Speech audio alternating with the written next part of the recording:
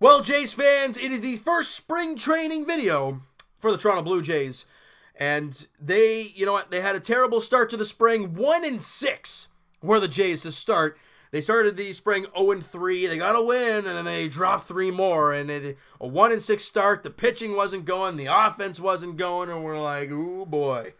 Not a good start for the Blue Jays. But since then, the Jays have won 4 straight games. They're now 5-6. And they're playing some, and the offense has finally kicked in. You look at the last 4 games for the Blue Jays in that 4-game win streak. 5 runs, 5 runs, 9 runs, and 11 runs today against the Tampa Bay Rays. Whoa, the offense is getting going now, and we're going to break down all the players in a little bit here. But let's break down the games first. You lose 4-0 to the Tigers to start. Yeah, not very good. 9-8 to the Orioles, 3-0 to the Yankees, including Troy Tulowitzki hitting his first home run in his first at-bat of the spring. Ain't that just beautiful, people? Don't you just love it? Then Boston game was canceled. And then the Jays actually win a game. It feels like it's been forever since they actually won a ball game. They win 2-1 over the Pittsburgh Pirates in that game. And the next day they lose 11-5 to the Phillies. So right like that, you're 1-4 to start. That's not very good. And that was the month of February rounded up right there. And the Blue Jays play a split squad game, and they lose the first game 4-3. And then the other one is a 1-1 tie. So against the Pittsburgh Pirates, and the loss was against the Atlanta Braves. Then the Jays lose 6-5 to the Tampa Bay Rays. So at this point, like I said, you're 1-6, and they're just not playing good ball. Yeah, they're not getting good pitching. They ain't getting anything offensively. Then you beat the Yankees 5-2, and we're like, all right, the pitching's good, the offense is good. And you beat Detroit 5-2. Okay, same thing. Good offense, good defense, good pitching. That's how you win ball games. And you win 9-7 against the Phillies, just outslug them. Even though they don't have Bryce Harper in that game. And then today, against the Tampa Bay Rays, the Blue Jays bring the bats. I mean, my good, 11-2, Jays whomping over the Tampa Bay Rays. And Tyler Glasnow, obviously one of the mainstays there in Tampa Bay, acquired in the Chris Archer deal. Jay saw him quite a bit last year, and he's a good pitcher. He's a really good pitcher. Only pitched the 1 inning, gave up the 1 run, but the rest of the pitching for them was just terrible. But the Blue Jays come away with the victory. They've won 4 straight. They're feeling good. Now, we don't really care about wins and losses, though, because it means nothing. If you play 40 games in the spring, you go 40-0. Doesn't matter. You lose the first game of the season, it's a complete wash. So let's get to the interesting part that you guys all want to talk about, the roster, and who's doing what, and all that great stuff. The first thing people are going to talk about, Vladdy, Bo, and Cavan Biggio, the 3 main young guys of this core moving forward. I personally, I'm going to say it right out of the gate, I personally do not see any of them making the team out of camp. I see them, in my eyes, all 3 being in AAA Buffalo to start the season. Now, from where it goes from there, that's up to them to decide. They play good ball. The Jays have an injury or so, they have a spot. But that's my personal thought towards that. Cavan Biggio hit his first home run of the spring yesterday. Good to see that. Good to see that for him. But overall, I think he's hitting like 211 or something. So not a very good start offensively for Cavan Biggio. I think he's been playing some first base in the spring too. So that's very interesting to see there. Bo Bichette, I think he's hitting like 286. I don't have their numbers on here on the roster. They don't have those 3 guys on here. So I'm just going off of the top of my head. I think Bo's hitting 286 in the spring. Nothing eye-popping, but we're not looking at him like, ooh, he's really struggling. So that's fine by me. As a young player, like, 22 years of age, fine by me. And Vladdy, we got so used to seeing Vladimir Guerrero Jr. hitting 300, hitting 350, and in AA flirting with 400. We're thinking this guy's going to crush 300 in the spring. A lot of people are. I didn't know what to expect, because he was going to see some big league pitching here. And early on, very limited at bats, of course, he's struggling. He's only hitting 250. He has not hit a home run yet. But again, it's a very small sample size. But Atkins saying before the spring training starts, or I think early on in the spring maybe, that he does not see Vladimir Guerrero Jr. as an MLB-ready player right now. And to be honest, I kind of agree with him. Just for this fact. Now, hold on a second. Before people go crazy, oh, James, you're crazy. How do you think he's not an MLB player? He's 19, okay? He can crush the baseball. I'm not going to deny that. We don't, other than people who have watched his Fisher Cats games and the Bison's games, we don't know how he is defensively. Base running, how is he there? I don't know. Defensively, no clue. But we see some good things. You see the smooth plays, that's great. But how many errors does he make? How many mistakes does he make? We know he can slug the baseball. We've seen that on countless occasions. And also, are the Jays going to be a good team this year? Like, when I say good team, I mean wild card or playoff team? No? I hate to break it to you, but this team is not built for a playoff run. After Sanchez and Stroman in your rotation, who's your next guy? People could go, oh, Ryan Borucki. Well, okay. He's fighting for a 5th spot. Shoemaker and looks like maybe Clayton Richard or Clay Buckles could get a spot over him right now. Does that tell you that you're going to be a playoff team? It really doesn't. Now, will it be an exciting year? Oh, it's damn right it's going to be, because there's going to be a lot of young talent on the team. And will Vladdy come up in May? I can personally see that happening. But just because I'm saying he's not MLB ready right this second, offensively, we know he is. We all know. I know he is. I watched enough highlights of him to see that. But I want to see it on a consistent basis for Vladdy. I want to see him have a good spring here. I want to see some good defense. I want to see that kind of stuff. You want to groom. There's no rush. Now, ideally, you don't. The MLB is going to keep an eye on this whole situation because he is the #1 prospect in baseball. But my personal opinion is he will come up in the month of May when the Jays have that extra year of controllability on him because they waited a month. Because the way I look at it, Jays fans, are you going to win the World Series in April? No. So why do you need to waste a year of Vladimir Guerrero Jr.? Tell me 6 years, whatever it is, 6 years down the road when he's going to be a free agent. Man, we should have waited that extra month because it was a meaningless month anyways. Right? So that's what we got to look at it. Now let's get to the players who are, who I actually have a name for here and actual stats for. And I'm not going to be talking about Joe Biagini and Justin Smoke. Because guys, look, as much as I like Justin Smoke, does the spring training stats really matter to anybody? Not really. Ryan Borucki's do, though. Ryan Borucki, the 24-year-old left-handed pitcher, obviously had a great rookie season for the Blue Jays last year. In 3 starts this spring, he's 1-1 with a 6.43 ERA. Not very good, but in his last outing, he's been pretty darn good. And like I said, guys, the Jays have won 4 straight games. The pitching's been pretty good, except for that 9-7 win against the Phillies. But in that stretch, the Jays of those 4 victories, 3 of them, the Jays have only given up 2 runs.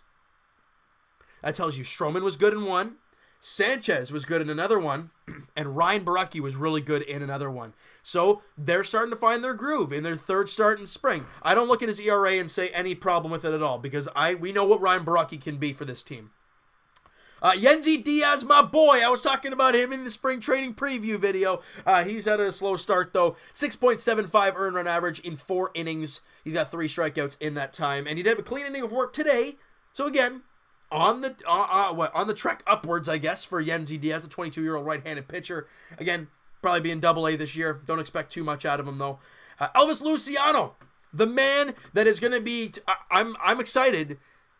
And I was really excited in the spring training preview video. He's 19 years old. This kid is electric. He's got a 94, 95 mile an hour fastball at 19 years old. This kid's got some talent, and his ERA is not showing it though. However, 3 2/3. He's got 5 strikeouts. Okay, that's something you want to look at. Now an ERA of 12.27 is not very good. He had a terrible last outing. It happens. Everyone has a bad outing. Now, it's how his rest of the spring goes because he was obviously the Rule 5 pick the Jays got from the Kansas City Royals. And I'm excited to watch this guy. I truly believe, and I hope Atkins is feeling the same way. I don't care what these spring training numbers look like. I want him on the roster pitching for the Blue Jays this year.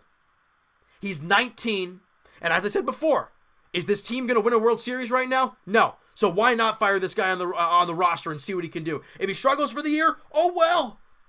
You throw him in AAA or even AA next year and let him groom him properly because you can at that point. That's my feeling towards Elvis Luciano, though, I guess, guys. I'm really excited to watch that kid play. Excuse me. Tim Meza, just right where he left off last year. 3 innings, 3 strikeouts, no runs given up for Tim Meza in his innings of work. Great job.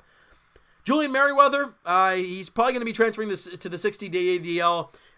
around a year ago now, he got the Tommy John surgery there in Cleveland. Obviously, the big piece in the only piece in the Josh Donaldson trade to Cleveland. I'm excited to watch the guy play, but I don't know when he will. And he'll probably, if he does not start in the spring at all, I think he'll just start the year in Buffalo. I think that's the way it's going to be. Or they're going to work him through the levels because he had Tommy John. He's been out over a year. I think that's the way they're probably going to work it. Patrick Murphy, the 23-year-old right-handed pitcher, was in Dunedin last year for the Toronto Blue Jays, an ERA of 9 in his 4 innings of work. Struggled early on. He's 23 years old, guys. Nothing to go crazy about. Thomas Pannone, look, he's had a really slow start to the spring. However, today he went 2 clean innings of work, and his ERA has dropped to 9.53, excuse me. Dropped to that. Tells you how bad his ERA was early on, but again, he's getting better, as the Jays pitchers are. It's good to see. David Paulino, the guy the Jays got, or one of the guys the Jays got in the Roberto Osuna trade, 2 innings, but he struck out 5 guys in those 2 innings of work. Again, very small sample size. Hasn't even given up a run. Good to see there. Hector Perez, the main key cog of that Roberto Osuna deal. Again, great job. I have nothing but good things to say about this kid. 22 years old. He was in AA last year for the New Hampshire Fisher Cats and before he got traded over to the Blue Jays. And his ERA in the spring so far, only 4 1/3, so again, a really small sample size, but I think he went 2 innings today of clean work. 2.08 ERA in his minimal 4 1/3 innings, 3 strikeouts. Good to see from Hector Perez in his minimal work. Sean Reid-Foley, not a good start so far for this man. 5 innings of work, 1 strikeout. Only 1 strikeout for Sean Reid-Foley in 5 innings. He's more of a strikeout guy. And an ERA of 9. Not very good for Sean Reid-Foley there early. I'm going to get 23 years old. My goodness, he's raw talent. Not worried about him whatsoever. And guys, Aaron Sanchez and Marcus Stroman have been pretty darn good in the spring so far. Now, Marcus had 1 bad outing. However, since then, in his last one, I think he went like 3 scoreless or 2 scoreless innings in his last outing. So that's really good to see from Marcus Stroman. His ERA is at 4.50. But again, it's spring. You don't really look at those numbers that hard. You look about how they're feeling, how they're going, how they're doing later on in the spring. And Marcus had a tough start early on, and in his last outing, he was really good. Same with Aaron Sanchez. Actually, not really same. He's just been dynamite since he's touched the mound so far. 4 2/3 innings pitched for Aaron Sanchez. 4 strikeouts. Has not given up a run in those 4 2/3. That is great to see from Aaron Sanchez for the Blue Jays. Trent Thornton acquired from in exchange for Aledmys Diaz. Has not been very good. 6 ERA and 6 innings of work, 5 strikeouts. Again, the 25-year-old, a guy that I think can really compete for the bullpen spot for the Blue Jays this year, because I think there's a lot of wide open spots, so I think he might get a good look there. Jacob Waguespack, a guy that the Jays got last year in the Aaron Loop trade to the Phillies. His numbers in Philly, not very good in AAA. And his numbers in Buffalo, not very good either. So we didn't really expect a whole lot coming into the spring. But in 3 innings, he struck out 3 guys and hasn't given up a run. Good to see from the 25-year-old right-hander. Good to see there. Now, that's it for the pitching, guys. Danny Jansen has put a really good spring together so far. Had a couple of really good games lately.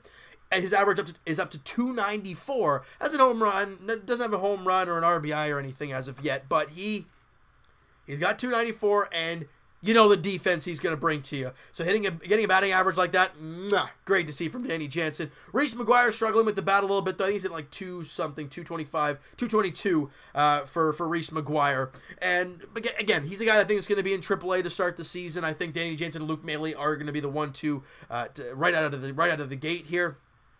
Now let's go to the infielders. Rowdy Tellez is hitting 300 in only 20 at-bats. He's got a home run, 3 RBIs. Great to see from Rowdy. He's making another case. Had a great end of the season for the Blue Jays last year and has a really good start to the spring. Great to see from Rowdy. And this is where things get real fun. Lourdes Gurriel Jr. Listen to these numbers, people. I know it's only 14 at-bats, but I don't care. 429 average. Got 2 home runs and 5 RBIs. 2 home runs and 14 at-bats. Having a good start to the spring and 5 RBIs and an OPS of 1.5. Oh my God. Wow. What a great job from Lourdes Gurriel. Again, it's really early on. 25-year-old. Can't wait to watch this guy play all year long. It's going to be a lot of fun. Brandon Drury, as obviously the Jays got him in the J-Happ deal to the Yankees last season. And obviously came over injured, and we're all like, oh, okay, what's going on here? Was out for the rest of the year, and so far in his 19 at-bats in the spring training, he's hitting .316 with a home run, an RBI, and a stolen base, and an OPS of .929. Pretty darn good for the 26-year-old third baseman. And with Vladdy probably not starting the year with the team, look to see a lot of Brandon Drury early on in the season, guys. It's going to be a lot of fun, because, we didn't really get to see a lot of him last year, because he was hurt, so that's fine. If he came over hurt, and now he's all better, he hit .316 in the spring so far. Hopefully it continues into the regular season, all right? And the outfielders, these guys are having a time, and there's going to be some competitive battles in the outfield this season. Teoscar Hernandez, last year, guys, we all know what happened last year with Teoscar, but the whole, he strikes out a million times, and he dropped in the batting order, and his average dropped, and things were really not going well for him in the second half of the year, because we really realized he swings it a lot. And it's not like they're bad pitches. There's a lot of swing and miss. Now, in the spring so far, he has, 17 at-bats, so it's very minimal, obviously. .529 batting average with 4 RBIs and a stolen base and an OPS of 1.188. He's putting a crazy, I think he was 2 for 4 today as well. He's putting some crazy numbers on the board in the spring, but you want to see that kind of continue into the season. And a big thing for Jays fans to keep an eye on this year is Hernandez's strikeout numbers. Keep them down.